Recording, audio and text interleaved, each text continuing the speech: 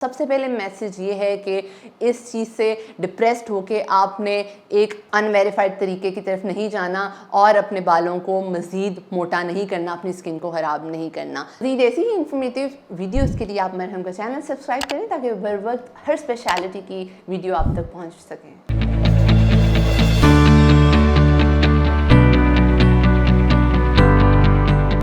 Assalamualaikum, I am Sarah Medina, working as a consultant clinical psychologist and relationship counselor in Masood Hospital Lahore and Akram Medical Complex। आज की हमारी video है इंतहाई अहम topic पे, औरतों के चेहरे पे मौजूद गैर ज़रूरी बाल और उन गैर ज़रूरी बालों की वजह से उनकी मेंटल हेल्थ का इफ़ेक्ट होना। बात करेंगे हम कि किस तरह से हमने उसके रूट कॉज की तरफ जाना है, किस तरह से अपनी मेंटल हेल्थ को बेहतर रखना है और किस तरह से लोगों के कॉमेंट्स को हमने ध्यान नहीं देना और अपनी मेंटल हेल्थ को ख़राब नहीं करना। सबसे पहले हम ये देखेंगे कि ऐसे वो सारे लोग जिनके चेहरे पे गैर ज़रूरी बाल आना शुरू हो जाते हैं, वो सबसे पहले डिनायल का शिकार होते हैं कि कुछ नहीं होता, हो सकता है वैसे एक दो बाल आ रहे हों, और वो बहुत जल्दी सैलून्स पे चले जाते हैं एक अनवेरीफाइड ट्रीटमेंट यानी कि वैक्सिंग, प्लकिंग, शेविंग, थ्रेडिंग और इस तरह से, ना कि वो सैलून्स पे चले जाते हैं बल्कि अनट्रेंड लोगों से ये सारा ट्रीटमेंट लेना शुरू हो जाते हैं। बहुत से लोगों में अब ये प्रैक्टिस भी बढ़ रही है कि वो खुद से ही थ्रेडिंग कर रहे होते हैं डेली, खुद से ही प्लकिंग कर रहे होते हैं, खुद से वो जो मिनी रेजर्स आए हुए हैं वो यूज़ कर रहे होते हैं। वो ना सिर्फ आपके बालों की ग्रोथ को और बढ़ा देते हैं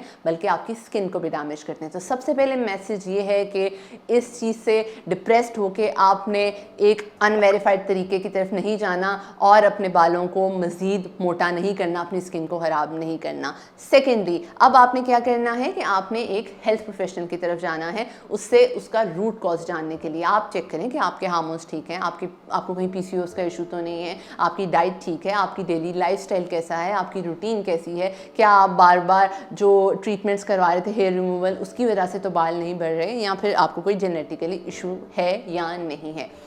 देन अगेन, ऐसे वो सारे लोग जो आपको बता रहे हैं कि तुम्हारे चेहरे पे तो मर्दों की तरह बाल आना शुरू हो गए हैं, या फिर ये कि तुम प्यारी नहीं लग रही, या फिर ये कि बाल रिमूव करने की वजह से तुम्हारे चेहरे पे अब दाने निकलना शुरू हो गए हैं, या फिर ये कि तुम्हारी शादी होगी तो तुम्हारा हस्बैंड क्या कहेगा कि तुम्हारे चेहरे पे भी बाल हैं। और उसके अलावा इन सारी चीज़ों की वजह से देखने में ये भी आया कि बहुत ज़्यादा लोग मास्क की तरफ जाना शुरू हो गए हैं कि वो कॉन्टीन्यूसली मास्क पहने रखते हैं क्योंकि उनको लगता है कि उनके चेहरे के ये जो गैर ज़रूरी बाल हैं वो कभी नहीं जाएंगे। आपने क्या करना है, अगर आपको गैर ज़रूरी बाल नज़र आ रहे हैं तो लोगों की बातों से फ्रस्ट्रेट होके आपने फ़ौरन से वैक्सिंग, थ्रेडिंग, प्लकिंग और शेविंग की तरफ नहीं जाना। आपने अपने डर्मेटोलॉजिस्ट से कंसल्ट करना है। अब वो बात आ जाती है कि आप एक प्रोलॉन्ग टाइम के लिए इस चीज़ को प्रोलॉन्ग करते रहेंगे, जी ठीक है कुछ नहीं होता, ठीक हो जाएगा, डिनाइल में नहीं रहना। बहुत ज़्यादा ट्रीटमेंट्स अच्छे आ गए हैं, अगर आप लेज़र हेयर रिमूवल की तरफ जाएंगे तो ऑब्वियसली वो इफ़ेक्टिव भी है और लॉन्ग टर्म भी है। अब आपने क्या करना है, आपने जब भी इस इशू को फेस करना है अपनी चीज़ों को लोगों के साथ डिस्कस नहीं करना। हम तो दुख में आके डिस्कस कर रहे होते हैं लेकिन कोई आपको नेगेटिव कमेंट कह दे तो आपसे बर्दाश्त नहीं होता।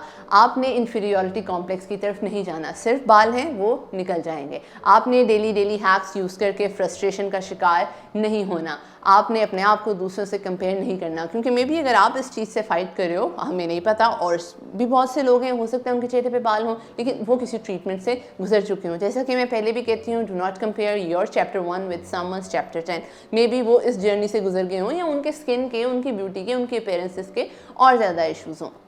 आपने गैदरिंग्स में ज़रूर जाना है लेकिन सबसे इम्पॉर्टेंट यही है कि अपने आप को डिनाइल में रख के इन चीज़ों को प्रोलॉन्ग नहीं करना। लेकिन वो सारे लोग जिनके इर्द गिर्द मौजूद ख़वातीन के चेहरे पे बाल हैं, आपने उनके साथ काइंड रहना है। इसमें उनका कसूर तो नहीं है कि उनके चेहरे पे बाल हैं। आपने उनको ये नहीं बताना कि तुम मर्द लग रही हो, आपने उनको ये नहीं बताना कि ओहो हम तुम्हारे चेहरे को हाथ नहीं लगाएंगे, हमें तुम्हारे बाल चुभते हैं।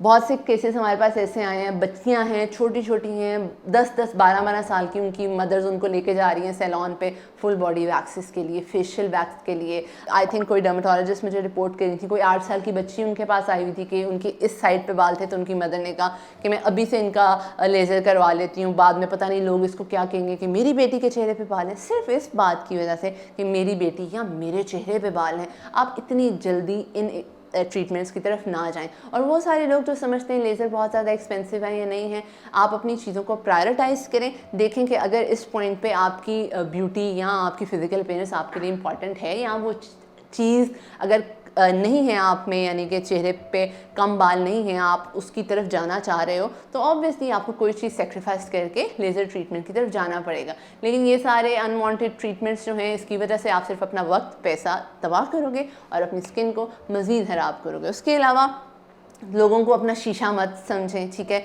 लोगों के कमेंट्स को अहमियत नहीं देनी है आपने। लोग अगर आपको ये बता रहे हैं लेज़र, उसके बाद वो बताएंगे कि आपके ब्लैक स्पॉट्स हैं, कोई कहेगा वाइट हेड्स हैं, कोई कहेगा ओह तुम्हारे चेहरे पे छाइयाँ बनना शुरू हो गई हैं, कोई कहेगा आंखों के नीचे हल्के और झुर्रियाँ आना शुरू हो गई हैं। आप किस किस चीज़ का ट्रीटमेंट लेंगे?